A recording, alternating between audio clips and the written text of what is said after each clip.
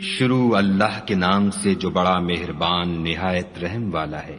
اے محمد صلی اللہ علیہ وآلہ وسلم، جو کپڑے میں لپٹ رہے ہو، رات کو قیام کیا کرو مگر تھوڑی سی رات، یعنی نصف رات یا اس سے کچھ کم یا کچھ زیادہ، اور قرآن کو ٹھہر ٹھہر کر پڑھا کرو۔ ہم ان قریب تم پر ایک بھاری فرمان نازل کریں گے۔ کچھ شک نہیں کہ رات کا اٹھنا نفس بہیمی کو سخت پامال کرتا ہے، اور اس وقت ذکر بھی خوب درست ہوتا ہے۔ دن کے وقت تو تمہیں اور بہت سے شغل ہوتے ہیں، تو اپنے پروردگار کے نام کا ذکر کرو اور ہر طرف سے بے تعلق ہو کر اسی کی طرف متوجہ ہو جاؤ۔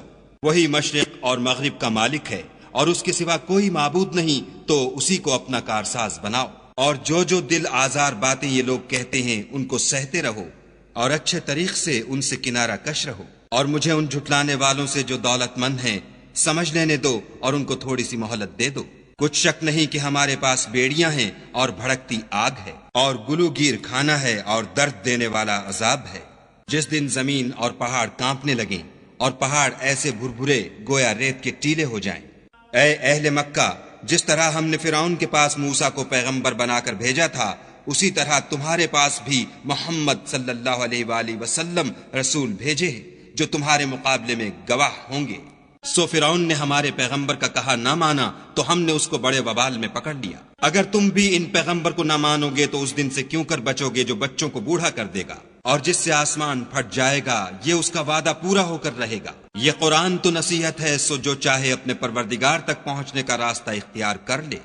تمہارا پروردگار خوب جانتا ہے کہ تم اور تمہارے ساتھ کے لوگ کبھی 2/3 رات کے قریب اور کبھی آدھی رات اور کبھی تہائی رات قیام کیا کرتے ہو، اور خدا تو رات اور دن کا اندازہ رکھتا ہے۔ اس نے معلوم کیا کہ تم اس کو نبھا نہ سکو گے، تو اس نے تم پر مہربانی کی، پس جتنا آسانی سے ہو سکے اتنا قرآن پڑھ لیا کرو۔ اس نے جانا کہ تم میں بعض بیمار بھی ہوتے ہیں، اور بعض خدا کے فضل یعنی معاش کی تلاش میں ملک میں سفر کرتے ہیں، اور بعض خدا کی راہ میں لڑتے ہیں، تو جتنا آسانی سے ہو سکے اتنا پڑھ لیا کرو، اور نماز پڑھتے رہو اور زکوٰۃ ادا کرتے رہو، اور خدا کو نیک اور خلوص نیت سے قرض دیتے رہو، اور جو عمل نیک تم اپنے لیے آگے بھیجو گے اس کو خدا کے ہاں بہتر اور صلے میں بزرگ تر پاؤ گے، اور خدا سے بخشش مانگتے رہو، بے شک خدا بخشنے والا مہربان ہے۔